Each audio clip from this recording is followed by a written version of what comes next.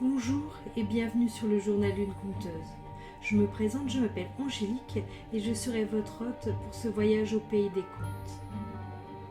Aujourd'hui, retrouvez-moi pour un épisode hors série avec l'interview de Dorothée de la compagnie Bohémienne Caravane. Quel enfant étais-tu ? Oula. J'étais une enfant turbulente. Qu'on classait facilement dans la catégorie des hyperactifs. Voilà, je m'arrêtais jamais. D'accord. Sans arrêt, fallait que je bouge, sans arrêt, fallait que je cours, sans arrêt, fallait que je saute, que j'invente des trucs. Donc mes parents ont trouvé la parade idéale. Ils m'ont inscrit à chaque vacances de mes 6 ans jusqu'à mes 17 ans en colonie de vacances, tout le temps. Donc des colonies de vacances sportives de préférence, où il fallait courir, vivre en plein air, voilà, où il fallait faire des trucs. Mais sinon, j'étais toujours très souriante, toujours très heureuse de vivre. Ma mère raconte souvent quand j'étais petite, je me levais le matin en me disant que j'étais contente. Voilà, juste contente en fait.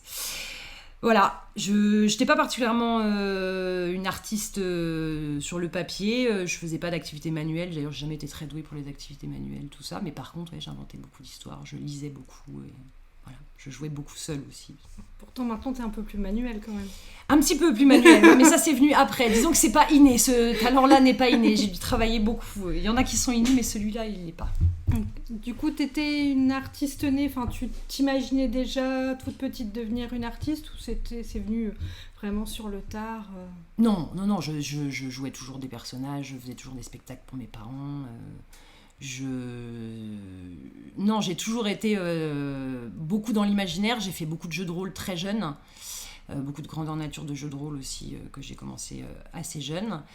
Donc j'avais ce côté-là, j'ai toujours eu ce côté-là et j'ai su que j'avais quelque chose à faire dans le spectacle un peu plus tard, quand j'étais plus jeune adulte, où j'avais la vie que j'avais à ce moment-là et j'avais toujours eu l'impression qu'il y avait quelque chose qui m'attendait, il y avait autre chose, je devais faire autre chose, je ne pouvais pas faire quelque chose comme tout le monde, il fallait qu'il y ait de la paillette, il fallait que ça brille, mais je ne voyais pas comment.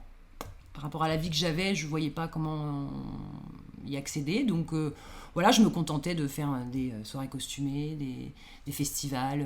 Voilà, j'allais voir les autres faire, mais je ne le faisais pas forcément moi-même. Mais malgré ça, je savais qu'au fond de moi, il manquait quelque chose.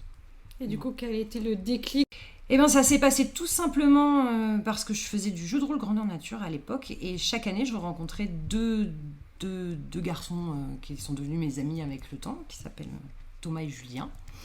Et on se retrouvait 2 fois par an, un peu partout en France, pour faire ça. Et il s'avère qu'eux ont intégré une compagnie de spectacle à un moment. Ils sont devenus professionnels du spectacle.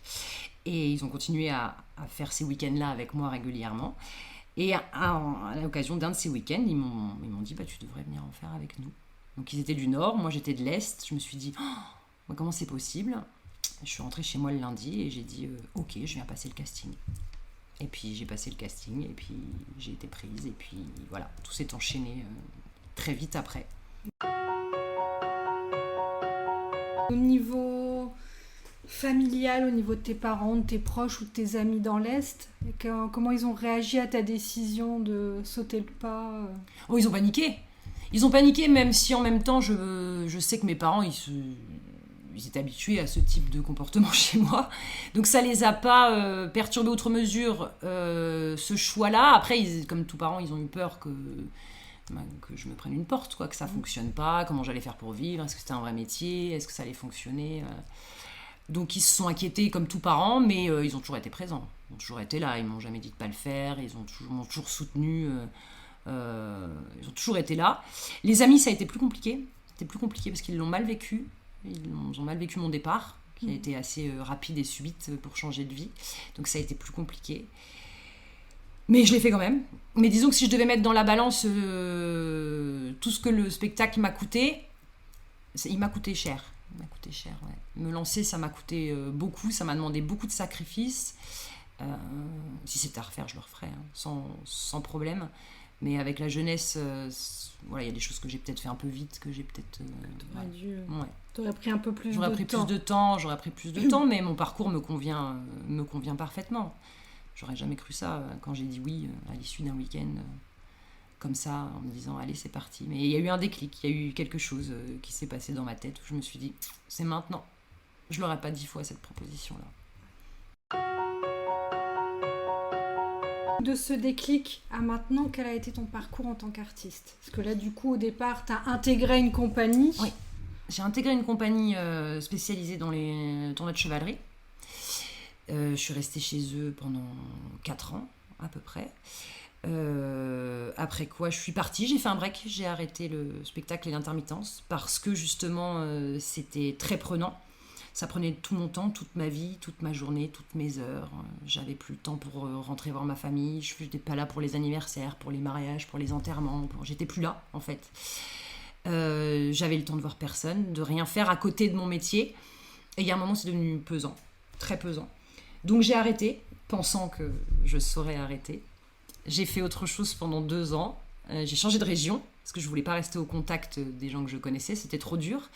J'ai arrêté d'aller voir des spectacles, de sortir, de faire des festivals parce que c'était insupportable de voir les autres. Et puis au bout de 2 ans, j'ai craqué.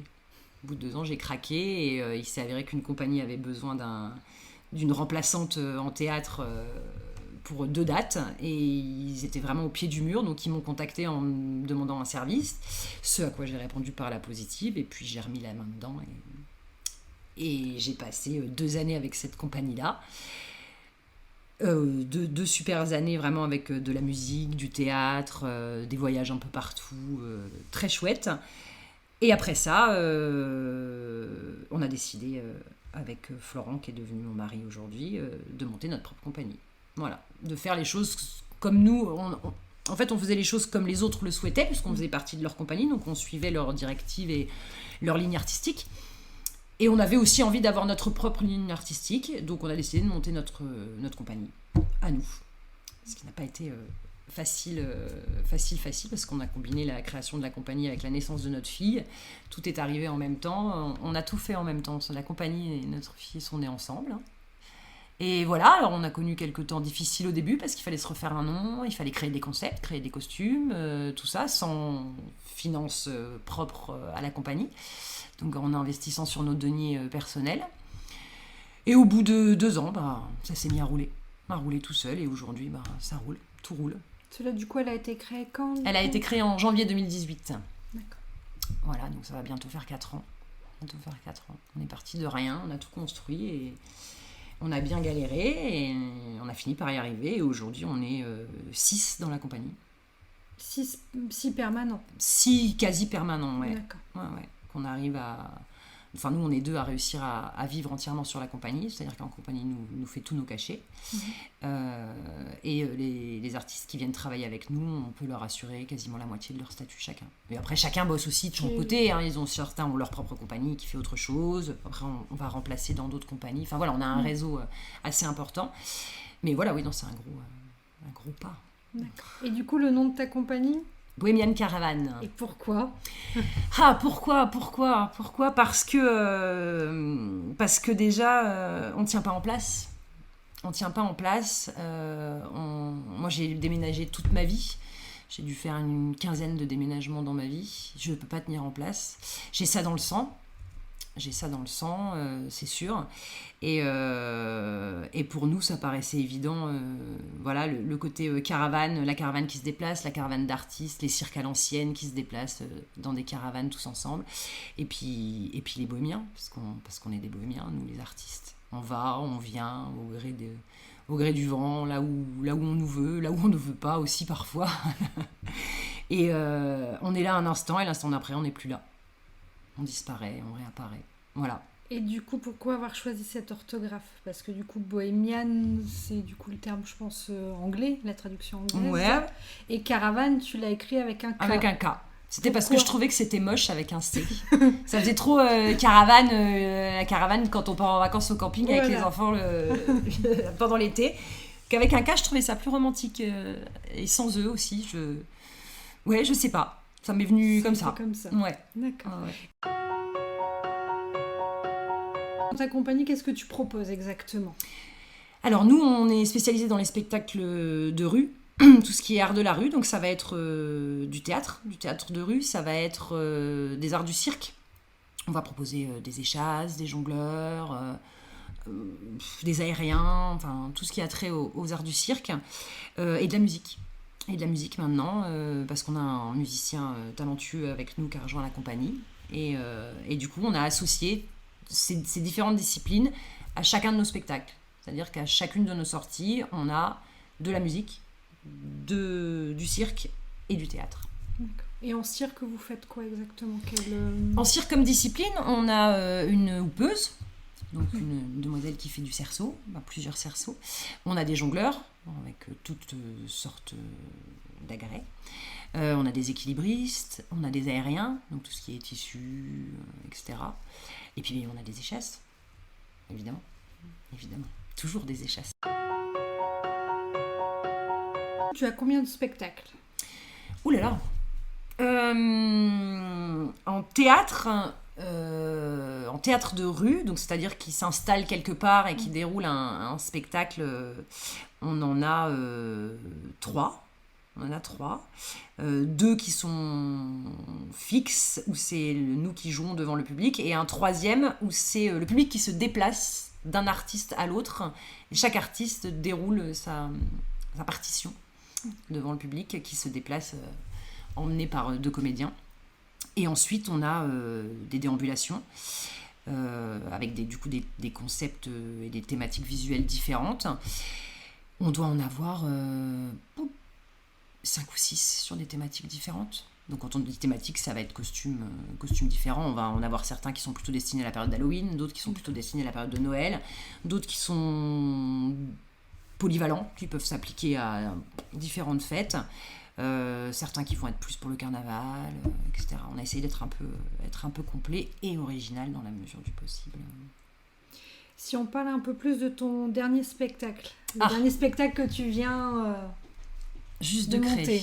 Alors, il s'appelle le fabuleux cordial médicinal du docteur Burnham. C'est un médecine show.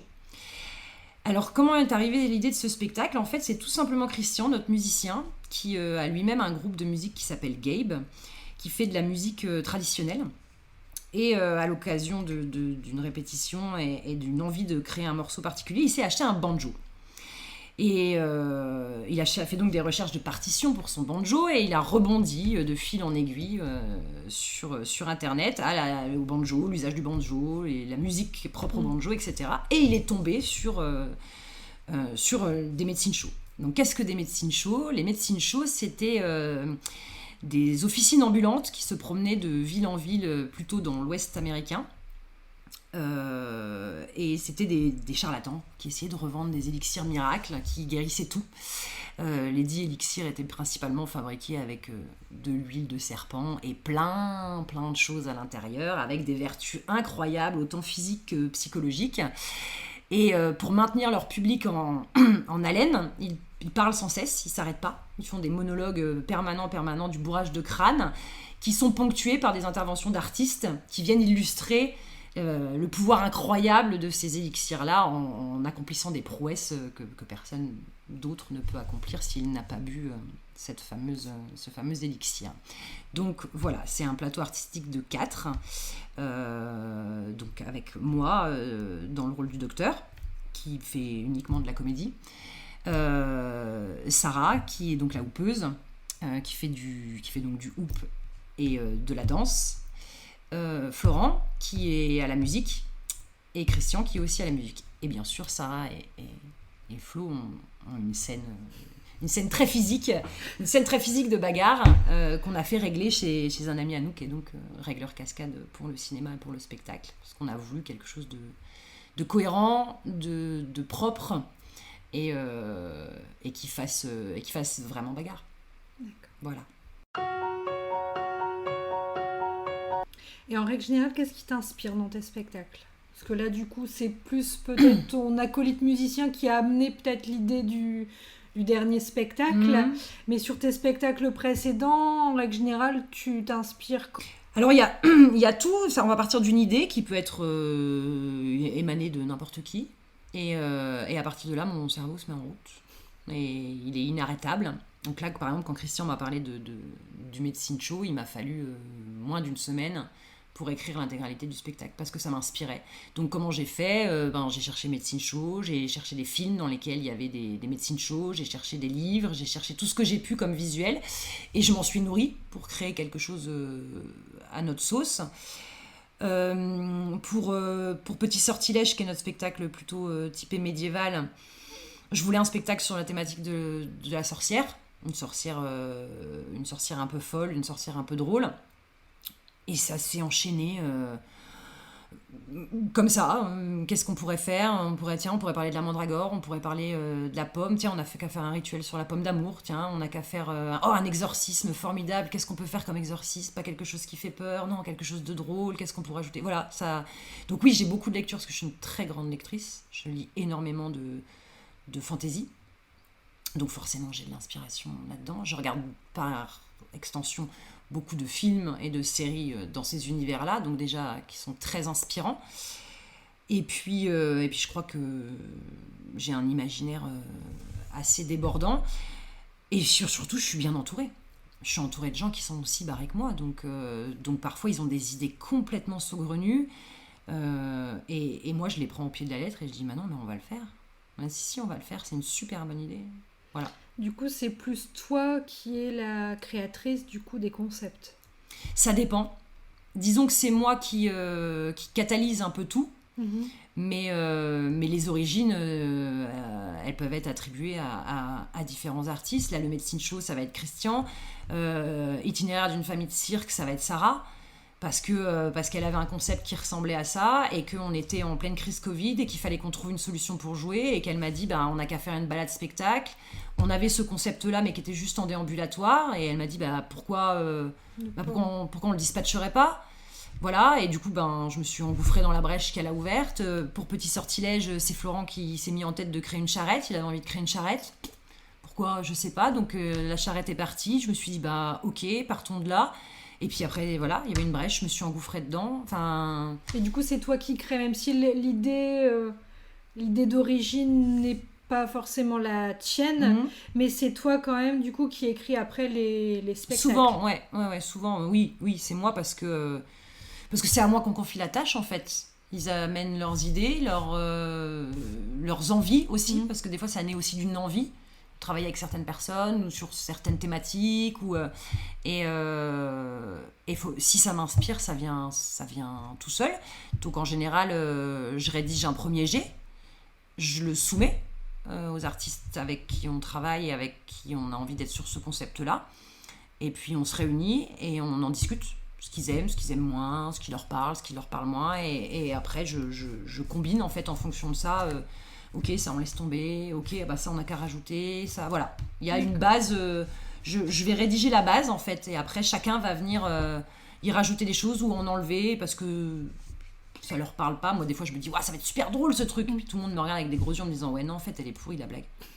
Ah bon, vous croyez ? Non mais non, faut pas faire ça. Ah mince, j'étais sûre que ça marcherait. Voilà, et des fois ils vont rajouter des choses en me disant, à ce moment-là on pourrait faire ça. Ah mais oui carrément, parce que tu peux pas toute seule. C'est pas possible, c'est pas des choses qui se créent seules, c'est vraiment des choses qui se créent de manière collective. C'est ça qui est intéressant, c'est cette émulsion de groupe qu'on peut avoir, mais ça tout le monde connaît. Qui n'a pas fait une soirée où on fait des projets à rêver tous ensemble de partir, d'acheter une maison ou de partir en voyage tous ensemble et tout le monde se monte la tête en rajoutant, nous on le fait, puis on lui donne vie. Beau. C'est beau. Alors, est-ce que, selon toi, la créativité se travaille ou est-ce que c'est inné ? C'est comme tout, ça se travaille. Il y a des gens qui sont doués de manière innée pour faire du piano, mais ça ne veut pas dire que si moi je ne suis pas douée, mais je vais devoir travailler plus. Par contre, je vais devoir travailler plus. J'aurai moins de facilité, mais rien n'est impossible. Sinon, on ne ferait rien. Sinon, on n'arriverait jamais à se faire un trou. Non, je pense pas. Je pense qu'on a tous ça en nous. On a tous une part de créativité en nous. On a tous une part de folie. On a tous. Après, il faut savoir la laisser s'exprimer. Il faut avoir l'opportunité. Faut réussir à aller au-delà des critiques, des remarques et de ceux qui veulent nous empêcher d'aller jusqu'au bout de nos rêves. C'est ça qui est compliqué surtout, qui fait qu'on se bride tout seul. Parce qu'on pense qu'on va pas y arriver, on pense qu'on n'est pas assez bon, on pense qu'on peut pas, que les autres y arrivent, mais nous on n'y arrivera pas. On a tous le syndrome de l'imposteur. Tous, au quotidien, on l'a. Alors là où nous, on a une force, c'est qu'on est plusieurs.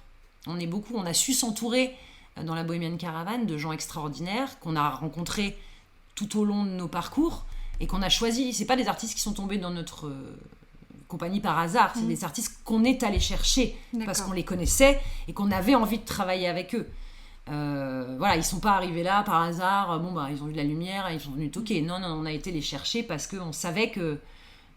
Enfin, on avait en tout cas bon espoir que tous ensemble, ça ferait une alchimie qui fonctionnerait. Et c'est ça qui nous maintient. Moi, sans eux, je me casse la gueule. Hein. J'y arriverais pas. Non. Et est-ce que tu penses que une personne qui, à l'heure actuelle, n'est pas forcément dans le domaine artistique parce qu'elle a choisi, ou ça s'est un peu imposé à elle, d'avoir un métier classique, on va dire, est-ce que pour toi c'est possible ou pas à n'importe quel âge? Ouais, évidemment. Moi, je fais vraiment partie de ceux qui vont pousser les gens à y aller. Hein. Faut y aller. On en rencontre souvent. On en rencontre souvent des personnes qui parfois font des plans artistiques comme ça en parallèle de leur métier, mais qui veulent pas se professionnaliser parce que soit ils ont vraiment un syndrome de l'imposteur qui est juste maladif, soit parce qu'ils ont un certain confort qui fait qu'ils ont peur de sauter le pas. Mais c'est des conversations que j'ai eues des dizaines de fois dans ma carrière avec des personnes qui n'osaient pas franchir le pas.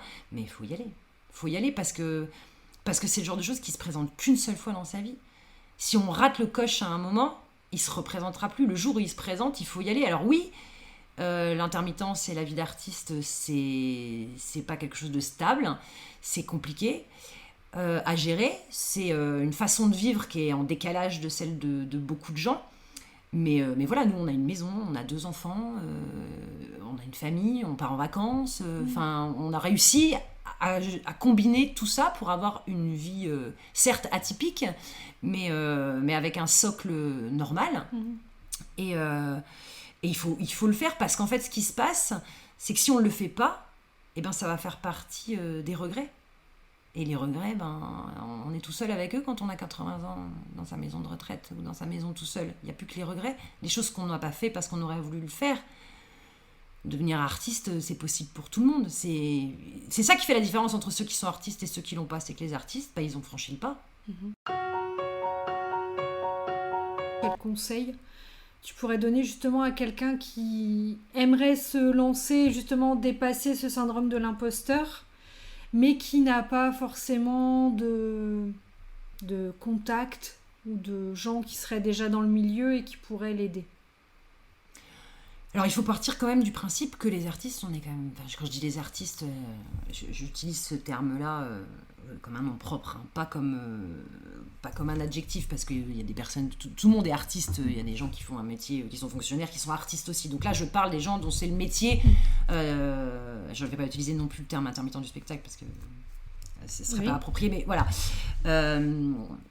On est très bienveillant de manière générale. Donc il faut pas... on accueillera toujours une personne qui vient nous voir en disant voilà, moi je veux en faire mon métier. Eh ben, ok. Qu'est-ce que tu veux? Qu'est-ce que tu sais faire? Dans quoi tu veux te lancer? Et à partir de là, on pourra l'aiguiller. Bah écoute, tu devrais te tourner, je sais pas, vers l'école de cirque de tel endroit, ou écoute, dans cette école de théâtre-là, ils ont une partie pro. Peut-être que si tu commences par là, t'as déjà des compétences dans quoi? Ok, bah écoute, si tu veux, on peut essayer de te trouver un contrat, tu viens avec nous, et puis tu vois si ça te plaît, tu vois ce que ça donne, tu vois. On est quand même tous très, très bienveillants avec les personnes qui veulent se lancer, parce qu'on est tous passés par là. Si personne ne nous avait tendu la main, on serait pas là où on en est aujourd'hui. On a tous quelqu'un qui nous a tendu la main et qui nous a facilité la tâche à un moment donné. Personne ne s'est construit absolument tout seul. C'est pas possible. Dans notre métier, il faut du réseau. C'est le réseau qui fait ce qu'on est. Sans réseau, on n'est rien du tout. Donc il faut pas hésiter à entrer en contact avec eux, à leur poser des questions. Bon, alors après, il y en a qui sont cons, hein. Ça c'est inévitable, et qui ont un melon incroyable. Mais c'est pas le cas de la majorité. C'est vraiment pas le cas de la majorité. Il y a vraiment une bienveillance dans notre univers, et faut juste venir frapper à la bonne porte, quoi. Faut sauter le pas. Faut sauter le pas et rentrer en contact, et sans avoir peur de tomber dans le je sais pas, peut-être dans le ridicule, en se disant oui, mais je vais arriver, ils vont me prendre pour je sais pas quoi. Non, mais il n'y a pas de ça. On a tous commencé par là. On a tous commencé avec rien, à savoir rien faire. Voilà, on a tous commencé chacun dans notre coin. Voilà, on jouait des pièces de théâtre dans le salon. On a qui ont commencé à jongler avec des balles de pétanque. Il y en a qui ont, à faire de la guitare sur un jouet pour enfants. Enfin, on a tous commencé quelque part. On a tous, voilà. Sauf qu'à un moment, il y a quelqu'un qui est venu mettre un petit grain de sable dans les rouages et hop là, la machine s'est emballée. Et on est parti pour la vie d'artiste. Donc du coup, pour toi, il faut pas forcément passer par le stade formation. Quand je dis vraiment formation, c'est une école du cirque ou une école de théâtre ou. Mais après, tout dépend de ce à quoi on se destine. Nous, on fait de la rue, donc la rue, c'est les normes, les conventions, les règles, elles n'existent pas dans la rue. On n'est pas cadré de la même manière. Si c'est quelqu'un qui veut faire des numéros de cirque dans un cirque, oui, peut-être falloir faire une école du cirque parce qu'il y a des codes à apprendre, il y a des techniques à apprendre, il y a une manière de se comporter, de se tenir. Pareil pour le théâtre. Si c'est quelqu'un qui est destiné à faire de la scène dans un théâtre, il faut faire une école. Enfin, il faut prendre des cours de théâtre. Enfin, en tout cas, il faut aller au contact d'une association au moins qui fait du théâtre. La rue, elle appartient à tout le monde. La rue, elle est pour tout le monde. On n'a pas les mêmes codes, on n'a pas les mêmes... Dans la rue, on joue, il y a un camion qui passe, il y a quelqu'un qui décroche son téléphone, il y a un enfant qui crie, il y a du vent, il y a de la pluie, il y a du soleil écrasant, il y a une fête foraine avec sa sono qui hurle à côté, il y a Jackie dans la radio qui appelle pour dire qu'il faut venir l'aider parce qu'il lui manque une rallonge. Il y a toujours un truc. Et du coup, il faut savoir rebondir à ça. Et si on a trop de conventions, on est perdu parce qu'il n'y a plus aucun code. Et puis ça s'apprend pas. C'est sur le terrain qu'on apprend. Mais c'est pour ça qu'on continue à apprendre. C'est parce qu'à chaque sortie, tout est différent. Le public n'est pas le même, le lieu n'est pas le même, la météo n'est pas la même, la période de l'année n'est pas la même, l'organisateur non plus. Chaque spectacle est différent en fonction des lieux où on le joue parce qu'il y a tellement de facteurs qui changent. Donc tout le monde n'est pas fait pour ça. Je sais qu'on a des collègues qui détestent ça parce que il y a une telle part d'improvisation que eux ça les met mal à l'aise, c'est pas confortable et nous on se nourrit de ce confort là. À titre personnel, moi si on me met sur une scène dans un théâtre, je pense que je vais me liquéfier, je peux pas toute seule sur scène, le public dans le noir dont je vois pas les visages, les lumières droit sur moi et un texte dans lequel je peux pas ni me tromper, ni changer de ton, ni prendre une phrase pour la mettre à un autre endroit parce que finalement je m'en rappelle plus et puis j'ai décidé de faire autrement, ou rebondir sur le chapeau de la dame qui est devant parce que je trouve ça marrant à ce moment-là, je pourrais pas.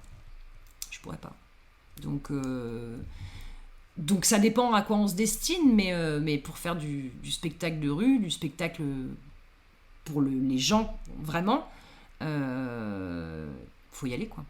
Faut y aller. Il n'y a pas 50 solutions. Faut se lancer, faut se jeter à l'eau et on a notre récompense immédiate parce qu'on a les visages des gens en face de nous. Il suffit d'un sourire, il suffit d'une personne qui se marre comme une baleine dans la foule et c'est bon. C'est gagné. On peut rentrer chez nous satisfait en se disant on a accompli notre mission.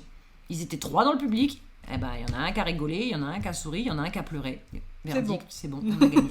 Voilà. D'accord. Pour revenir un petit peu plus à, on va dire, plus ou moins ton processus créatif ou ta routine créative, est-ce qu'il t'est déjà arrivé d'avoir le syndrome de la page blanche quand tu crées un spectacle ? Alors, je vais dire non, parce que les spectacles qu'on crée dans la compagnie, comme je l'ai dit tout à l'heure, ils naissent d'une émulsion de groupe.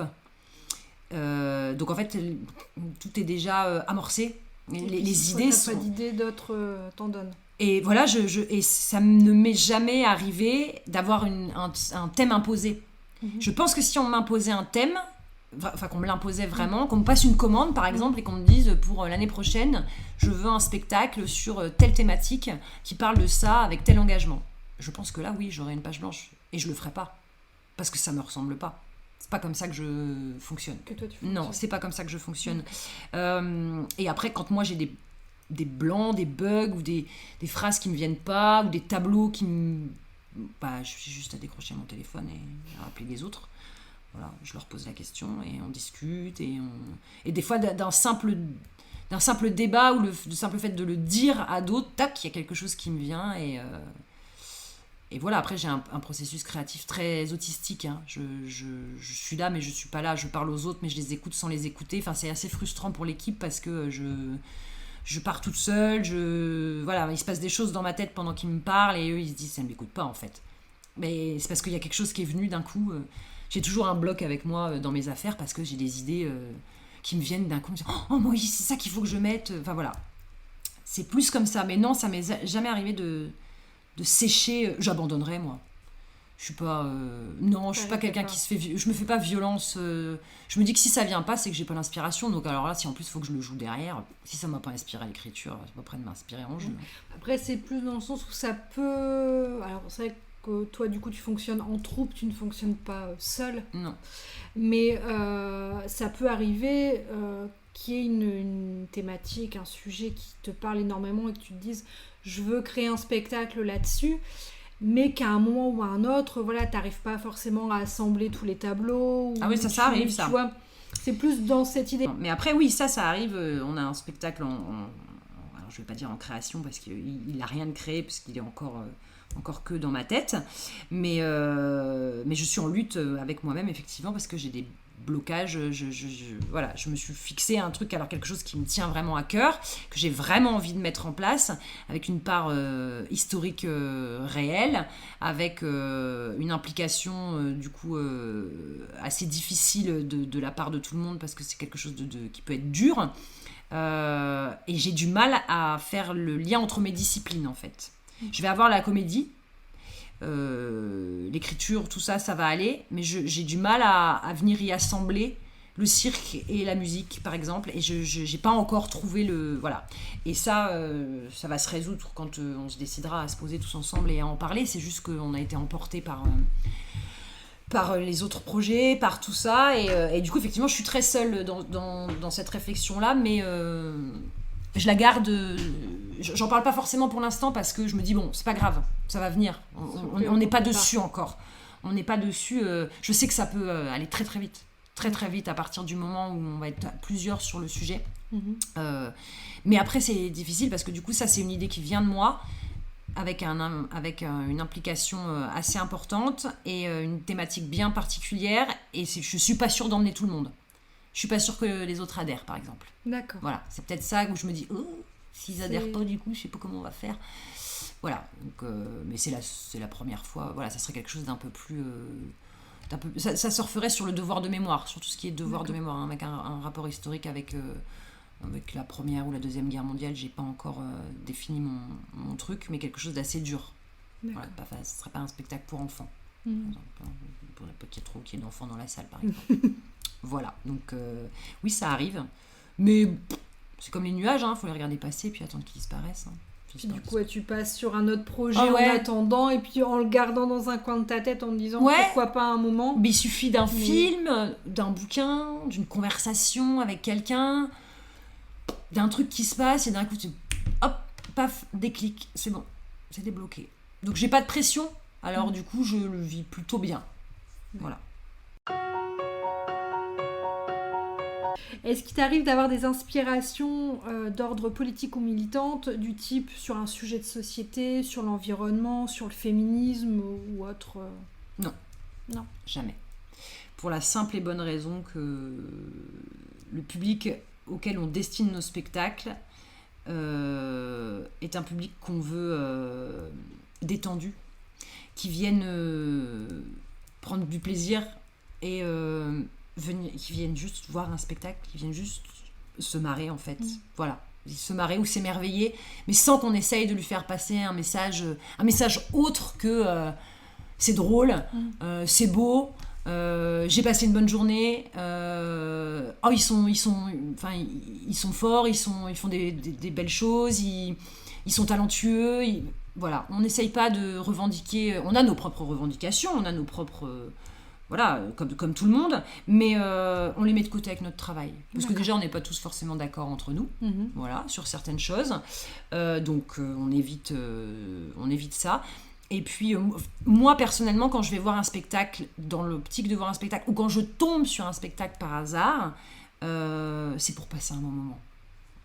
Mais après, c'est moi, personnellement. C'est pareil, quand je vais voir un film, j'ai pas envie d'aller voir un film engagé, moi. Moi, j'ai juste envie d'aller voir un film qui va me faire du bien, et je vais penser à autre chose, et qui m'emporte un peu loin de mes problématiques personnelles, ou les problématiques sociétales, ou... Voilà. C'est personnel. Après, la compagnie a une seule revendication vraiment depuis sa création, c'est de rendre accessible la culture à tout le monde. D'accord. C'est-à-dire qu'on va jouer là où les autres vont pas forcément jouer. Et particulièrement en zone rurale. Voilà, on va jouer dans les petits villages où les autres vont pas jouer, quoi. Pour que les gens, ils aient aussi accès à la culture, au spectacle, aux arts de la rue, chez eux, à la campagne, sans être obligé sans arrêt de partir en ville, parce qu'il n'y a que la ville, parce que forcément c'est plus rentable de faire des gros événements en ville que de les faire dans des petits villages, tout simplement. Donc ça, c'est un truc qui nous tient vraiment à cœur. On aime le public, on aime le public rural, on aime le public ouvrier, on aime le public qui n'a pas l'habitude du spectacle et qui est vraiment surpris de tout, et qui prend tout comme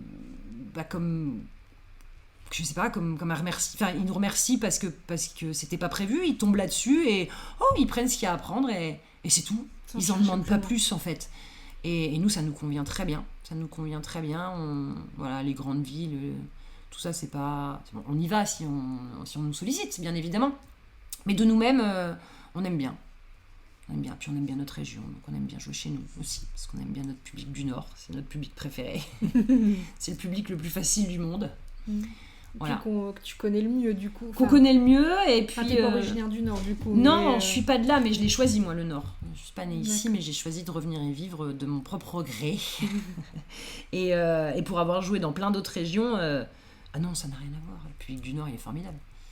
Il se marre tout le temps, il est bon enfant, il n'est pas prise de tête. Devant le public du Nord, on ne peut pas avoir peur de se casser la figure. Parce qu'il est toujours bienveillant. Et voilà, c'est tout. C'est pas plus compliqué que ça, c'est... Voilà. Alors, oui, parfois il fait du bruit, le public du Nord, parfois il chante, voilà. Mais pour moi, c'est le meilleur public que j'ai fait de toute ma vie. Est-ce que tu as... Donc, tu dis dans la compagnie, vous êtes, donc on va dire, si permanent ou presque permanent. Ouais. Est-ce que tu as des rêves de collaboration avec d'autres personnes ou des projets, si c'est pas forcément des collaborations avec d'autres personnes, mais des projets que tu rêverais de mettre en place, autre que la création d'un nouveau spectacle? Alors ça... Des projets, j'en ai plein. Oui, des projets, j'en ai plein avec plein de compagnies qui sont des amis. Oui. Après, de là à ce que ça soit un rêve, non. Non, j'ai pas vraiment quelque chose. Je crois que j'ai déjà fait beaucoup de ce que j'avais l'intention de faire, déjà. Et j'ai d'autres objectifs. J'en ai plein, mais je suis déjà hyper satisfaite de ceux que j'ai réussi à accomplir, et je prends les choses comme elles se présentent. Je crois que mon véritable challenge et objectif pour l'avenir, c'est de rester avec ce statut d'artiste jusqu'à la fin de mes jours, et de ne pas être obligée de me reconvertir dans un métier plus classique parce que je ne saurais plus rien faire. Voilà, donc je réfléchis à l'après. À l'après, quand je ne serai plus sur le plateau artistique, il faudra bien que je fasse autre chose. Donc qu'est-ce que je ferai à ce moment-là? Mystère. Pour l'instant, c'est toujours...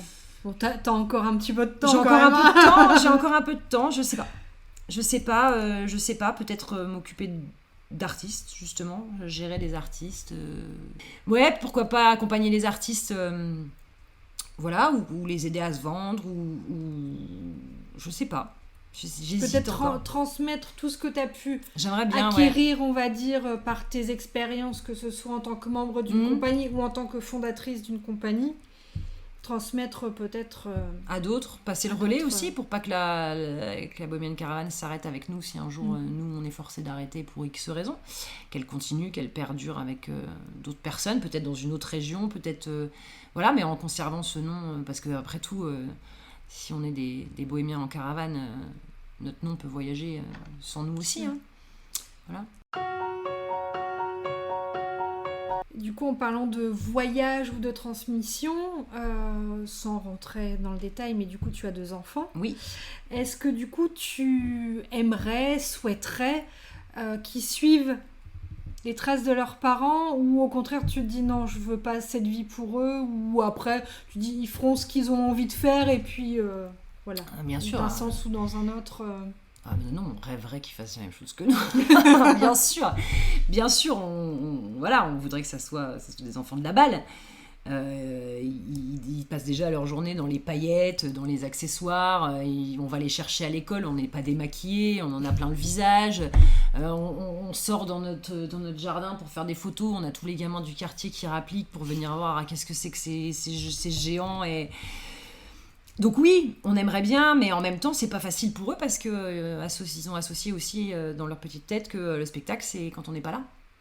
Donc c'est pas facile pour eux parce qu'on doit beaucoup les laisser. Ils sont encore petits, donc malheureusement, on peut pas encore les emmener avec nous. Ça, c'est un des avantages de la rue qu'on n'aurait pas si on faisait de la salle. Dans la salle, on pourrait les emmener parce qu'on serait dans une salle, ils seraient protégés. Là, on est dans la rue. On peut pas les emmener, ils peuvent pas nous suivre comme ça dans une rue, dans une foule. C'est pas possible. Mais oui, on aimerait vraiment, mais en réalité, tout ce qu'on veut, c'est que ils aient ce que nous, on a eu, c'est-à-dire le choix, et que, quel que soit leur choix, ils aient la chance d'avoir comme nous des parents, que ce soit pour moi ou pour Florent, qui soient derrière eux. Quel que soit leur choix, en tout cas, quel qu'ont pu être les nôtres de choix, nos parents nous ont toujours soutenus, même quand ils voyaient qu'on allait se casser la figure. Ils nous disaient ça va aller. Puis ils étaient là pour nous relever en ayant l'obligeance de ne pas nous dire je vous l'avais dit. Donc non, ils feront, voilà, on sera très heureux pour eux, mais effectivement, on n'aimerait bien pas être les vieux parents de 60 ans qui ont des gamins de 20 piges qui se disent « Oh, mais mes parents, c'est des artistes, c'est un truc de fou, ils sont décalés de la réalité, ils vivent à côté de leur pompe. » Non, on voudrait qu'ils soient fiers déjà de ce qu'on fait, fiers du monde dans lequel on évolue, et que peut-être au moins l'un des deux ait envie de faire ça, quelle que soit la discipline, peu importe. Bon, certaines qu'on préférerait plus que d'autres, mais si on pouvait éviter d'être cascadeur, ça nous arrangerait bien, parce qu'on peut me pour faire les petits cœurs de parents, les petits cœurs de maman ne tiendraient pas le coup, je crois. Mais oui, après ils tripotent le matériel, les accessoires de jonglerie. Ils voient quand même défiler chez nous des artistes de tous bords, quoi, qui se réunissent, qui font de la musique. Ils voient des cerceaux lancés en l'air, des massues, du feu, des cracheurs de feu, avant ce qui est aujourd'hui, ils s'en fichent royalement. Maintenant, c'est devenu c'est logique. Oui, voilà, c'est habituel pour eux. Ouais, c'est logique pour eux de dire à l'école ma maman c'est une sorcière, mon papa c'est un dragon, quoi. Voilà. J'espère qu'à l'école ils savent ce que vous faites. La première année du grand, on a été convoqués, oui, parce qu'il avait dit ça. Et du coup, on a dû expliquer ce qu'on faisait comme métier. Et la petite, on n'a pas eu besoin parce qu'il s'est avéré que j'ai joué un spectacle dans cette école-là il y a 2 ans. Donc maintenant, quand je franchis la porte, ils chantent les chansons du spectacle pour enfants dans lesquelles je jouais avant. Et la maîtresse de ma fille me dit « Vous aviez tellement de jolies soquettes avec vos petites chaussures ». Que je me dis bon, ça va. Donc quand j'arrive le matin, la tête de travers avec encore des paillettes qui brillent sur le visage, en traînant ma fille derrière moi, en courant parce qu'on est en retard, ça inquiète personne. Non, ils sont compréhensifs. Ils savent. Quel message tu aimerais faire passer à un futur artiste ou à quelqu'un qui aimerait se lancer ? Il ne faut pas se laisser influencer par l'extérieur, ni par son propre imposteur, qui se rappelle à notre bon vouloir quotidiennement, même quand on a 15 ans de bouteille. Et que cette vie-là, c'est vraiment c'est vraiment la vie rêvée. On est en décalage de tout le monde, mais c'est merveilleux. Enfin, ce qu'il faut faire, c'est s'imaginer, enfin nous c'est ce qu'on fait, voilà, imaginez-vous à 80, 90 ans, sous un Porsche, blanc évidemment, le Porsche, hein, avec un beau soleil rasant comme ça de début d'automne ou de début de printemps, peu importe, dans un rocking chair comme ça, et avec quelqu'un à côté de vous, demandez-vous ce que vous allez lui raconter de votre vie. Intéressant. Qu'est-ce que vous avez fait ? Qu'est-ce qui vaut le coup d'être raconté et qui va durer plus de 5 minutes ? Bah voilà, nous on se dit qu'à ce moment-là, quand on sera dans notre rocking chair à 80 ans, on se regardera avec mon mari et on se dira on n'a pas de regrets. On en a chié, ça c'est sûr. On a galéré, on a connu des hauts, on a connu des très très bas. Merci le Covid.